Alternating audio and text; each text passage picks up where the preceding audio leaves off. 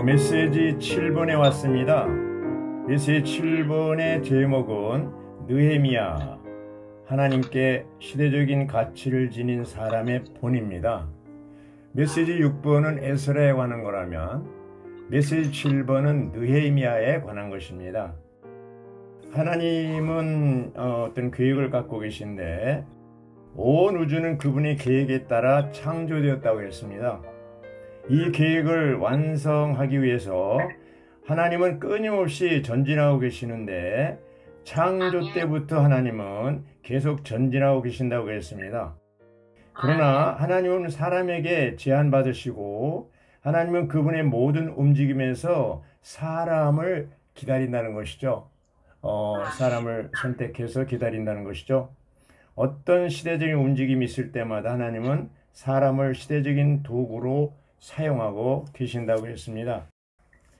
하나님의 영원한 경륜 안에서의 움직임이 네 단계로 이루어졌다고 했는데, 첫째 단계는 아담 족속을 통하여, 두 번째 단계는 아브라함 족속을 통하여, 세 번째 단계는 교회를 통하여, 이제 네 번째 단계는 이기는 이들을 통하여 하나님의 경륜을 이루 움직임이 있습니다.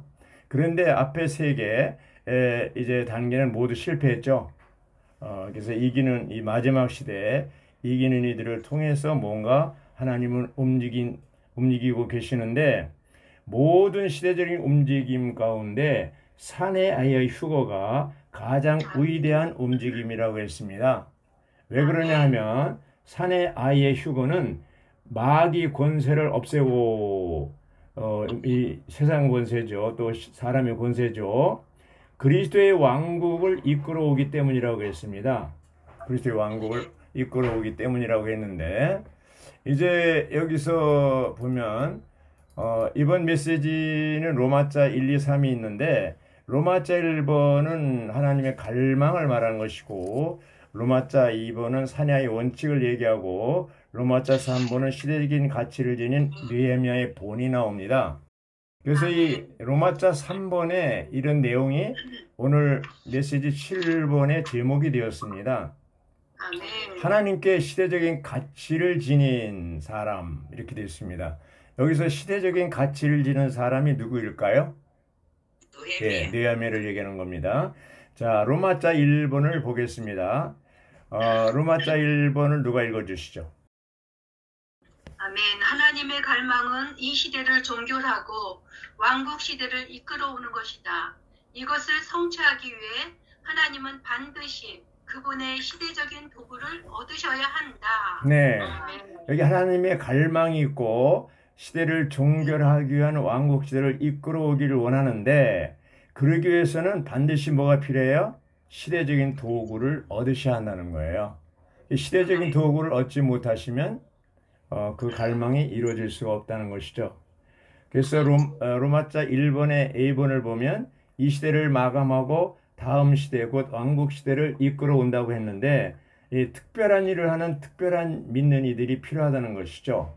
또 로마자 B번, 로마자 1번의 B번을 보면 지성소와 은혜의 보좌와 하나님 자신에 나오십시오, 이렇게 했어요. 거기 이제 참고 성경을 보면 히브리서 10장 22절은 지성소로 나오라는 것이고, 히브리서 4장 16절은 은혜의 보좌 앞에 나오라는 것이고, 히브리서 7장 25절과 11장 6절이 똑같이 하나님 자신에게 나오라는 것입니다.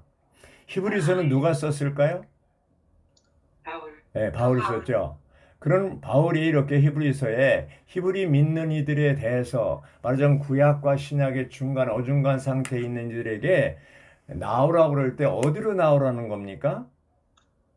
하나님 자신에게로, 지성소 안에, 그리고 은혜 보좌 앞에 나오라는 것이죠. 이 보좌는 두 개가 있습니다. 하나는 3층전에 있는 권의 보좌가 있고, 하나는 지성소 안에, 우리 영 안에 있는 은혜 보좌가 있습니다.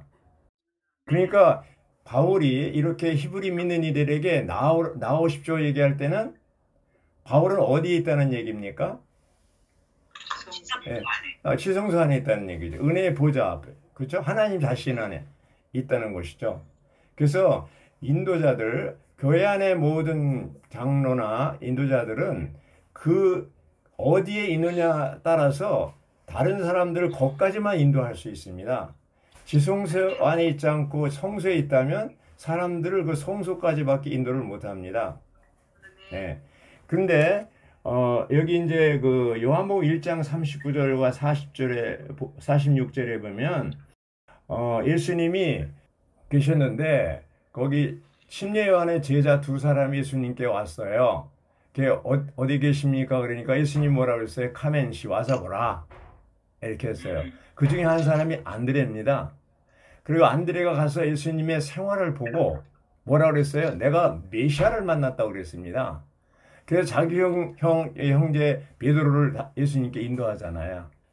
또 나중에 빌립도 나다나엘에게 내가 메시아를 만났는데 와보라 똑같은 얘기를 합니다. 그러니까 우리가 복음 전하는 것이 어떤 면에서는 가서 복음을 전하는 거지만 카멘시 와서 보라는 것도 중요한 것이죠. 바울이 이렇게 나오십시오. 이렇게 하나님 자신에게 또 지성소 안에 은혜 보좌 앞에 나오십시오. 그런 것은 바울이 그 시점에 있기 때문에 가능한 것이죠. 우리가 메시아를 만났다면, 우리가 영 안에 있다면, 우리가 연합된 영 안에서 살고 행하고 처신한다면 다른 사람을 거기까지 인도할 수가 있습니다. 맞아요? 틀려요? 그래서 와서 보라는 얘기는 아주 그런 면에서 굉장히 중요합니다. 10번에 보면요. 로마자 1번 10번에 보면 사내 아이가 하늘로 하느님의 보좌에 휴거된다고 그랬어요. 거기 이제 계시록 12장 5절, 9절, 10절 나오는데 또 계시록 11장 15절에 나오는데 사내 아이가 나오잖아요. 여기 사내 아이. 사내 아이 얘가 이제 그 시대의 전환을 가져오는데 사내 아이가 하늘로 삼층천으로 휴거될 때 그때부터 어떻게 됩니까? 그 삼층천에서 사탄이 쫓겨납니다. 땅으로 쫓겨납니다. 그리고 이제 사내아의 휴거 시작으로부터 해서 주님이 다시 오심이 시작됩니다. 사내아의 휴거는 계시록 12장에는 사내아의 휴거가 있고 죽은 이기는 믿는 이들이죠. 계시록 14장에는 첫 열매도 있습니다. 이 첫 열매는 살아있는 이기는 믿는 이들이죠. 이들이 다 삼층천으로 휴거됩니다. 이들이 휴거될 때 거기서부터 이제 주님이 움직이기 시작합니다. 이기는 자들이죠. 다 이기는 자들입니다. 그래서 이렇게 사내가 휴거될 때 그들은 대환난 전에 다 휴거되죠. 그래서 여기 이제 대가를 지불한다고 했는데 로마자 1번에 ABCD 2번에 우리가 그분께 사용되려면 이기는 자가 되려면 대가를 지불해야 된다고 그랬어요. 계시록 3장 18절을 얘기하고 있는데 어떤 대가를 지불합니까? 바로 금인 아버지 하나님, 그리고 옷 신으신 아들 하나님, 그리고 안약인 영 하나님, 삼일 하나님을 얻기 위해서 우리가 시간과 물질의 대가를 지불하는 것이죠. 마태복음 25장이면 현명한 다섯 처녀가 나오는데 왜 현명한 다섯 처녀가 잔치에 들어갈 수 있냐면 그들은 등 안에도 기름이 있고 그릇에도 혼이죠. 혼 안에도 기름이 있어서 변화가 성숙한 사람들 입장에 있기 때문에 그 사람들은 이제 그 잔치에 들어갈 수 있습니다. 그런데 현 시대에 이제 이기는 자가 되지 않으면 오는 시대도 이기는 자가 될 수가 없죠. 현 시대의 사내아이 혹은 첫 열매가 되지 않으면 주님이 오셔도 안 됩니다. 슬피울며 이를 가는 보상과 징계. 고린도후서 5장 10절에 그리스도 심판대 앞에서 이제 계산할 때 이기는 자들, 성숙한 자들, 또 느헤미야와 같이 사내아이 속한 사람들은 어떻게 돼요? 보상을 받게 되죠. 1000년 동안 그리스도와 함께 이제 막대기로 다스리는 위치, 왕으로서 그리스도 공동왕으로서 하늘에 속한 부분에서 땅을 다스리는 그러한 왕들이 되는 것이죠. 그것이 보상이죠. 그때 보상을 받으려면 현 시대, 이 은혜의 시대에, 교회 시대에 뭐예요? 이기는 자들이 돼야 돼요? 안 돼야 돼요? 네, 이 시대에 이기는 자가 돼야 그때도 이기는 자가 된다는 얘기입니다. 할렐루야. 자, 자매님들은 이 시대에 이기는 자가 될 수 있어요, 없어요? 있어요. 아멘, 할렐루야. 어, 좋습니다. 그런 믿음을 가지셔야 됩니다. 이기는 자가 될 수 있다. 이렇게 믿음을 가지셔야 되고요. 자, 로마자 2번을 보는 사내아의 원칙이 나오는데 로마자 2번을 누가 좀 읽어 주실래요? 교회가 하나님의 목적에 이르지 못했기 때문에 하나님은 그분의 목적에 이르고 그분의 요구를 충족할 한 무리의 이기는 자 이들을 선택하실 것이다. 이것이 사내아의 원칙이다. 예.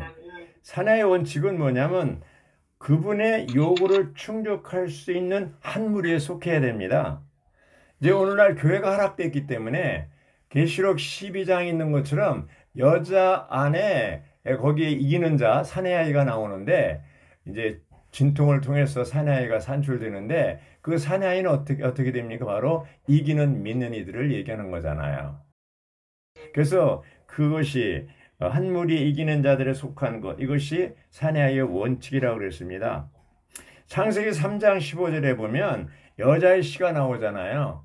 여자의 씨가 네 머리를 상하고 너희 씨는 여자의 후손을 뒤꿈치를 상하게 할 것이다. 그거 보면은 여자의 씨, 이 씨는 그리스도뿐 아니라 너희 씨도 사탄도 계속 후손이 나오는 모양의 씨를 얘기하는 거 보니까 그래서 이렇게 결국은 그때부터 에덴 동산에부터 지금까지 6천년 동안 이 싸움이 계속되어 오고 있는 거예요.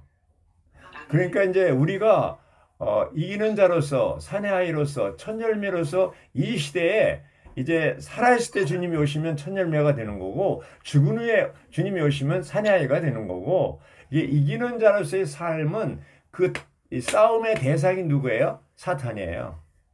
사탄과의 싸움이에요. 그래서 이 계시록 12장에 보면 사탄을 이길 수 있는 비결이 거기 나오죠. 뭐라고 그랬어요? 12장에 어린 양의 피와 우리 입에 증거하는 말이라고 그랬습니다. 그 12장이 7주 3일자 나오잖아요. 거기 보면 우리 하나님의 구원과 능력과 왕국과 그분의 그리스도의 권위가 이제 나타났다. 왜냐하면 우리 하나님 앞에서 밤낮으로 우리 형제를 비난하던 그 비난자 누구예요? 마귀죠, 마귀. 이제 우리 안에는 이제 사탄이고 내적인 죄는 안에 있는 적은 사탄이고 밖에 있는 적은 마귀라고 그래요. 마귀가 밤낮으로 이제 우리 형제를 비난해요. 그 비난자가 내던 져졌기 때문입니다. 그러니까 이기는 자가 3층천에 가서 쫓아냈을 때 그 내던져졌다는 얘기입니다. 그들은 어린 양의 피와 자기들이 증언하는 말로 그를 이겼으며 그 사탄 마귀를 어떻게 이겼어요? 첫째 어린 양의 피, 두 번째 뭐예요? 우리 입에 증언하는 말, 또 죽기까지 자기 온 생명을 사랑하지 않음, 이것으로 이긴 거예요.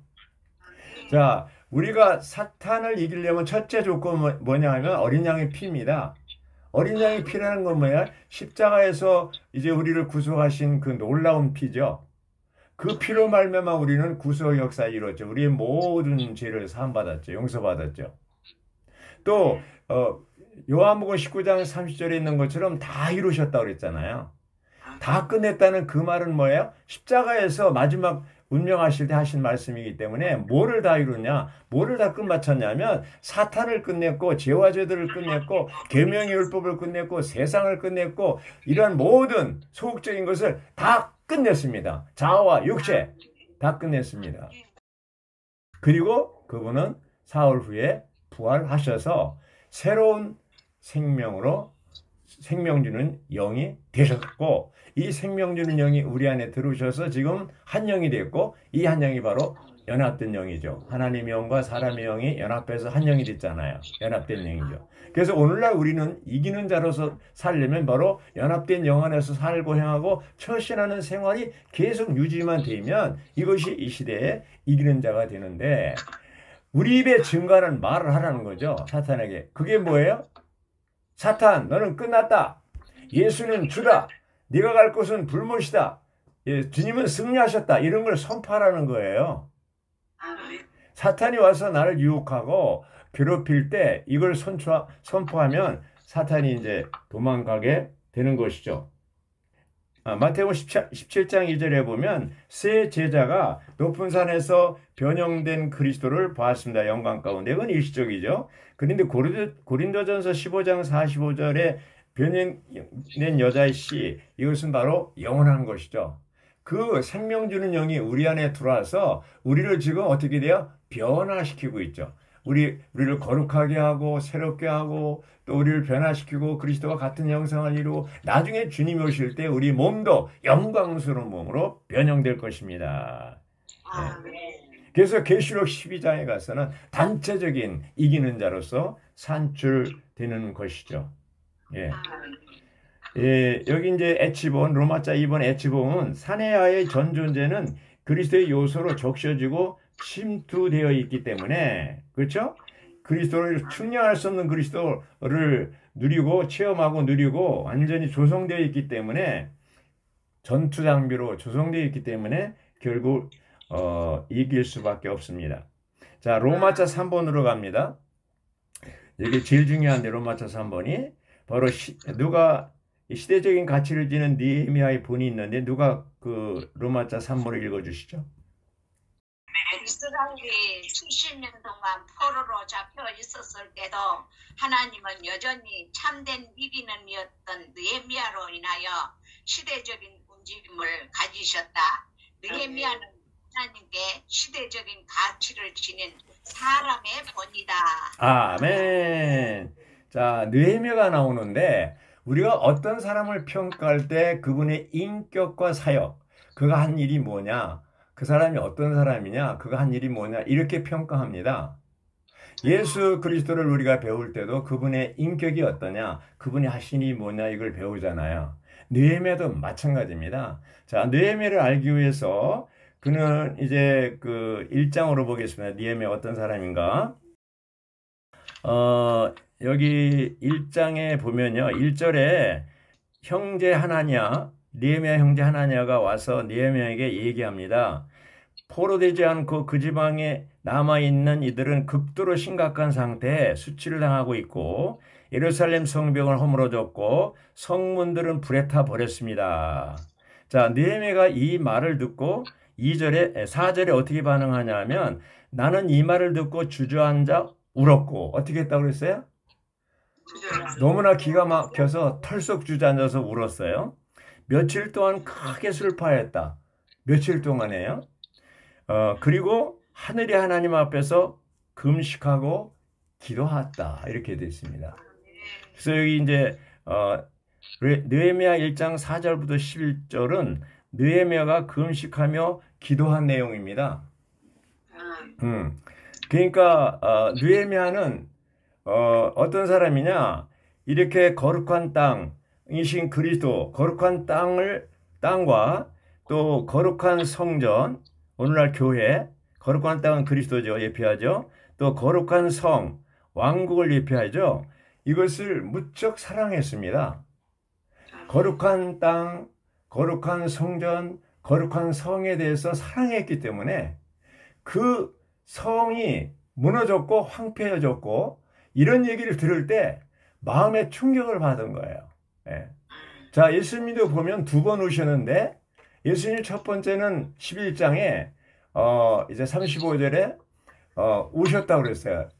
이제 사람들이 유대인들이 혹은 말하다가 자기 믿지 못할 때 그래서 그리스도를 믿지 않을 때 오셨다고 그랬고 또 하나는 누가복음 19장 31절인가 거기 보면은 이제 성전이 41절이네요. 성전이 파괴되는 그것을 볼 때 오셨다고 그랬어요. 자, 우리가 언제 웁니까? 어떤 것을 보고 우느냐에 따라서 그 사람의 인격을 알 수 있어요. 아이들 보면요, 종이 인형 가지고 싸우고 울어요. 예. 아이들, 어른들이 볼 땐 참 아유, 저런 걸 가지고 우냐 그러잖아요. 예. 어른들도 마찬가지예요. 가만히 보면 무엇을 가지고 우느냐에 따라서 그 사람이 어떤 인격을 가지나 알 수 있어요. 예수님도 그리스도에 대해서, 교회에 대해서 문제가 있을 때 울었어요. 예. 그리고 이제 로마서 9장에 보면요. 바울도 아주 큰 슬픔에 빠졌다고 그랬는데 그 이유가 뭐냐 하면은 바로 이스라엘 백성들이 그리스도를 믿지 않고 또 이스라엘 백성들이 구원을 받지 못했을 때 그는 아주 큰 슬픔에 빠지고 마음의 고통을 겪었다고 그랬어요. 자, 우리가 교회 생활하다 보면 자녀들에 대해서 또 친지들에 대해서 내가 아는 사람에 대해서 그들이 주님을 영접하지 않고 안 믿을 때, 또 교회 생활하다가 물러간 지체들에 대해서 소식을 들을 때 우리는 어떻게 해야 돼요? 바로 느헤미야처럼 털썩 주저앉아서 울고 며칠을 울고 나중에 금식하며 기도하는 태도를 취해야 됩니다. 또 예수님처럼 또 그리스도를 믿지 않을 때, 교회가 그 성전이 파괴될 때, 건축되지 않을 때 슬퍼해야 됩니다. 바울처럼 로마서 9장에 있는 것처럼 그 믿지 않는 사람이 있을 때 큰 슬픔을 가져야 됩니다. 우리가 이제 이러한 그 마음을 가질 때 바로 그 사람이 누구예요? 이 시대에 느헤미야하고 이기는 자입니다. 바울도 그랬고 예수님도 그랬고 느헤미야도 그렇고 성전이 파괴된 소식을 들을 때 형제 자매들이 이렇게 믿지 않고 믿음 안에 있지 않고 교회 생활을 떠나고 멀리 갔을 때 그 소식을 들었을 때 우리는 첫 번째 반응이 뭐예요? 슬퍼해야 됩니다. 거기 이제 두 번째는 뭐냐면 하나님이 어떤 분이 알고 기도했다고 그랬습니다. 5절에 보면 오 여호와 하늘의 하나님, 주님을 사랑하며 주님을 계명을 지키는 이들에게 언약을 지키시고 자애를 베푸시는 위대하고도 경이로우신 하나님, 주님께 간청드립니다. 이렇게 바울은 하나님의 위대하신 하나님, 경이로우신 하나님에 대해서 기도하고 있습니다. 그리고 또 하나는 세 번째는 밤낮으로 기도했다고 했어요. 6절에 보면 귀를 기울여 주시고 눈을 뜨시어 이 종이 주님 앞에서 밤낮으로 주님의 종들은 이스라엘 자손에 관하여 드리는 기도를 들어주십시오. 예. 제가 이스라엘 자손의 죄들 곧 저희가 주님께 지은 죄들을 자백합니다. 참으로 저와 제 조상의 집안이 죄를 지었습니다. 이스라엘 백성들을 대신해서 심지어는 느헤미야 조상까지 죄를 대신해서 그는 자백했습니다.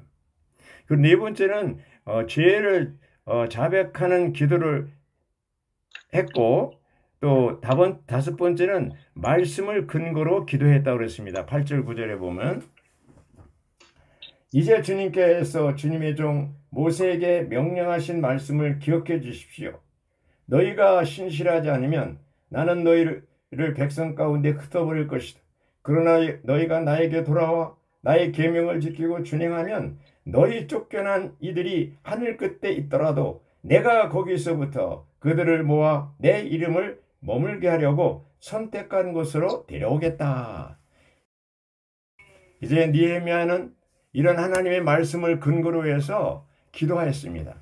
우리가 이제 주님이 하신 말씀 또 서신서 계시록에 있는 모든 말씀을 중에서 그 하나를 붙잡고 기도할 때 하나님은 그 기도를 응답하십니다. 우리가 그냥 무조건 기도하는 게 아니라 하나님 구약, 이더냐, 신약, 새언약이잖아요. 하나님이 하신 약속이잖아요. 약속의 말씀을 붙잡고 기도할 때 주님이 그 기도를 들어주십니다. 자, 이제 느헤미야 3장에 가면요. 성벽 건축에 이제 기록이 나오는데 느헤미야 3장은 건축에 대해서 말하고 있습니다. 제가 이제 3장을 읽어볼 때 아주 거기에서 우리가 배울 점들이 많은데요. 그 3장 28절에 말문 위쪽은 제사장들이 각각 자기 집 맞은편을 복구하였다. 그리고 이 31절 32절에 보면 그 다음은 금세공사 가운데 하나인 말기야. 그리고 32절 모퉁이 오르막길과 양문 사이는 금세공사들과 상인들이 복구하였다. 자, 이 성전을 건축하는데요. 성전을 건축하는데 여기 성경에 보면 며칠 만에 건축하냐면 6장 15절에 보면 성벽은 52일 만인 에블루월 25일에 완성되었다고 했습니다. 며칠 걸렸다고요? 성벽 건축이 52일 걸렸습니다. 이 짧은 시간에 도대체 어떻게 그렇게 넓은 성벽을 건축했을까요? 느헤미야 혼자 한 게 아니고 모든 사람들, 거기에 살고 있는 모든 사람들이요. 여기 보면 이 말씀이 중요합니다. 3장에 조금 전에 읽었잖아요. 각자 자기 집 맞은편을 복구하였다. 각자 자기 집입니다. 그렇죠? 이 각자 자기 집에 있는 부분을 성벽을 건축을 한 거예요. 근데 이 건축한 사람들이 뭐 미장이나 목수나 건축업자들이 한 게 아닙니다. 여기 보면 제사장들, 레위인들, 귀족들, 종들, 금세공사들, 상인들, 그들의 자녀들이 다 일어나서 이 건축을 한 거예요. 남녀노소. 이제 신약에 와서 바울은 고린도전서 14장에서는 신원자들, 13장은 사랑장, 14장은 신원에 대해서 얘기하잖아요. 근데 사랑을 따라 추구하는데 신원을 할 때 건축한다고 그랬잖아요. 근데 왜 고린도 교회만은 특별히 신원을 강조했냐면 거기 항구 도시이기 때문에 다른 언어, 외국어를 쓰는 사람이 많이 있어요. 그러니까 뭐 샬라샬라하고 막 복잡하잖아요. 외국어를 쓰면 다른 언어를 쓰면 반드시 통역이 따라야 된다고 그랬잖아요. 이제 방언으로 번역했는데 그걸 잘못해가지고 어떤 기독교 단체에서는 막 방언에 대한 은사 이렇게 했는데 그런 뜻이 아닙니다. 거기서 말하는 건. 그래서 바울은 할 수 없이 고린도 교회에만 신원에 대해서 특별히 강조했습니다. 그러나 로마서 12장에서는 은사들을 얘기할 때 어떻게 되었습니까? 이제 신원자들 얘기하고 여러 가지 은사들을 얘기하고 있습니다. 로마서 12장에 보면요. 그래서 이 신원하는 사람, 섬기는 일을 하는 사람, 가르치는 사람, 구원하는 사람, 나누는 사람, 인도하는 사람, 이게 다 은사들이에요. 그리고 이제 에베소 4장에서는 사도들, 신원자들, 복음 전환들, 목자와 교사들이 다 은사들이에요. 근데 고린도전서 14장, 로마서 12장, 에베소 4장 공이 그 목적은 모든 은사들은 뭐가 목적이에요? 그리스도의 몸을 건축하는 거예요. 네, 건축하는 겁니다. 그래서 마치 느헤미야가 성전 건축에서 모든 사람이 참여할 수 있듯이 교회 안에 단순히 신원만 하는 게 아니고 각각 받은 은사대로 나눠줄 수 있는 거, 권유하는 은사, 또 이렇게 사람들을 섬기는 일, 이런 것들, 이거 다 은사입니다. 이런 것들이 다 합쳐서 그리스도의 몸이 건축되는 겁니다. 말만 하는 그런 것이 아니에요. 말만 하면 안 돼요. 여기 느헤미야 시대에 그런 사람들이 말해서 성벽을 건축한 게 아닙니다. 실제적으로 자기 집 앞에, 이건 뭐예요? 각각 그 가정들이 오늘날로 따지면 각 가정이 이제 뭐예요? 건축해야 돼요. 부부가 하나 되고 부모와 자녀들이 하나 되고 건축이 잘 될 때 어떻게 돼요? 이제 그것이 그 다음에 연결되어 가지고 하나의 성벽을 이루는 것이죠. 그런데 어떤 가정이 뚫리면 틈새가 생기면 그쪽으로 적이 들어올 수가 있어요. 그러므로 모든 가정들은 다 건축이 돼야 돼요. 다 이제 그리스도의 몸을 건축하는데 다 동원돼야 돼요. 할렐루야 말씀. 그리고 여기 이제 5장에 가서 보면요. 바울이 이제 어떠한 일을 했는가를 보여줍니다. 사역을 보여주는데 5장 14절부터 본보기를 보여줬어요. 바울이 본을 보여줬습니다. 그게 뭐냐 하면 더욱이 내가 유다 땅의 총독으로 임명된 때 곧 아닥사스다 왕 제20년부터 32년까지 12년 동안 나와 내 형제들은 총독에게 지정된 양식을 먹지 않았다. 지정된 양식을 먹었다 안 먹었다? 안 먹었습니다. 지정된 양식은 당연히 먹을 수 있는 권한이 있는데 15절 나보다 앞서 총독을 지낸 이들은 백성에게 무거운 짐을 지워 그들에게서 온 40세겔 외에도 양식과 포도주를 거두들였으며 그들의 부하들조차 백성을 압제하였다. 쥐어짠 거예요. 그러나 나는 하나님을 두려워했기에 그렇게 하지 않았다고 그랬습니다. 자기에게 주어진 양식, 정당한 그 공급 그것을 이제 받지 않고 오히려 16절에 또한 나는 이 성벽 공사에만 전념하였고 우리는 밭을 사들이지 않았고 자기 이제 개인을 위해서 내 부하들은 모두 함께 모여 이 공사를 하였다. 그러니까 지도자인 느헤미야가 그러하니까 그 부하들도 똑같이 그렇게 한 것이죠. 17절 내 상에는 주변 민족들에게서 우리에게 온 이들 외에도 유대인들과 지도자들 150명이 자리를 함께 하였다. 오히려 녹을 먹지 않고 그걸 가지고 이제 막 접대한 거예요. 섬긴 거예요. 자, 18절이 중요합니다. 그래서 하루에 황소 한 마리와 좋은 양 6마리를 준비하였고 하루에 뭐예요? 황소 한 마리, 양 6마리. 날짐승도 나를 위해 준비했을 뿐 아니라 열흘에 한 번은 온갖 종류의 포도주도 풍족히 준비하였다. 그러나 이것들을 준비하려고 내가 총독에게 지정된 양식을 요구하자는 것은 이 백성이 담당한 봉사가 버거웠기 때문이다.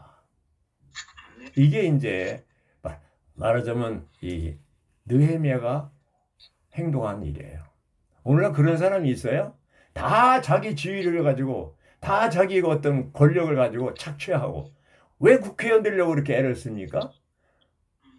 이게 권력을 행사하는 거 아닙니까? 어떤 나라가 그 지도자를 잘못 만나면 그 나라 망하지 않습니까? 예, 그래서 심지어 여기 오늘 양식 그 메시지를 보면요. 인류 6천년 역사 가운데 이제 느헤미야처럼 최고의 지도자고 완벽한 지도자가 없었다고 얘기했습니다. 아멘. 그래서 19절에 보면 오 저의 하나님 제가 이 백성을 위하여 한 모든 일에 따라 저를 좋게 기억해 주십시오.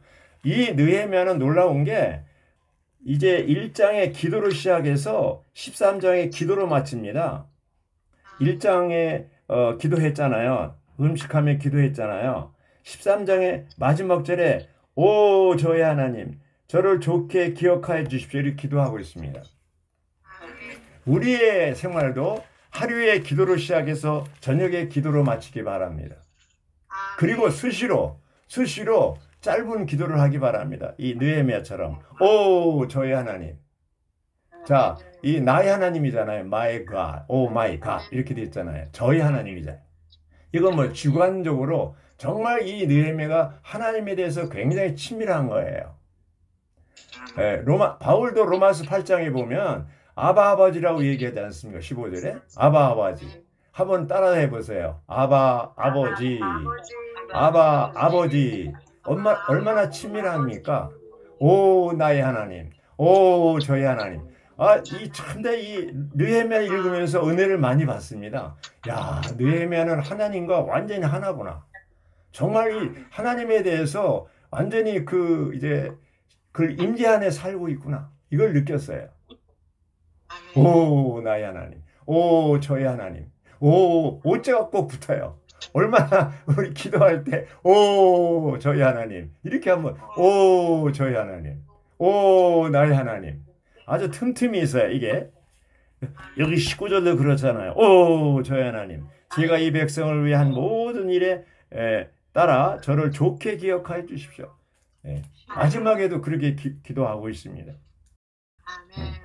그래서 결국 느헤미야는 놀라운 일을 하는데 성벽 역사를 52일 만에 완성합니다.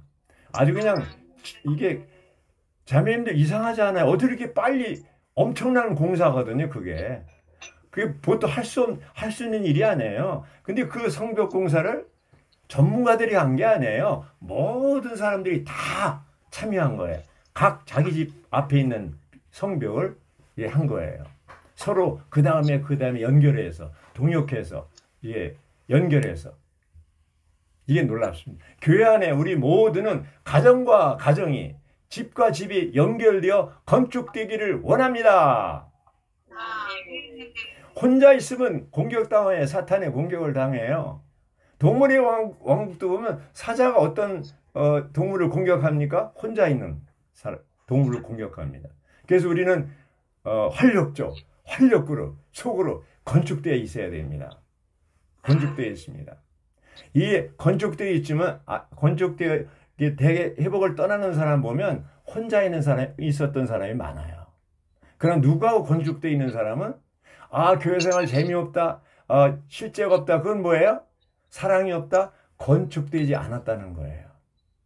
그래서 우리는 형제 자매들이 그 다음에 느헤미야 3장에 있는 것처럼 모든 가정들이 다 연결되어서 성벽을 건축하고, 이 성경 전체의 두마디로 요약하면 뭐예요? 생명과 건축입니다.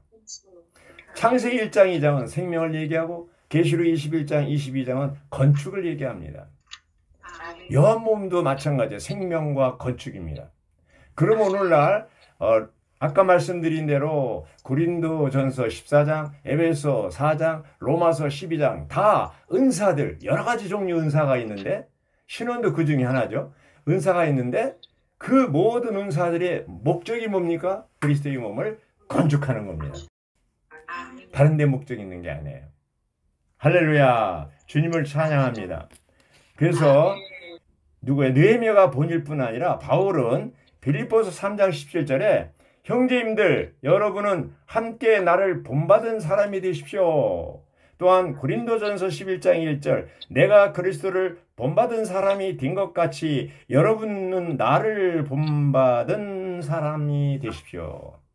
자, 자매님들 그렇게 얘기할 수 있습니까? 나를 본받아라 이렇게 얘기할 수 있습니까?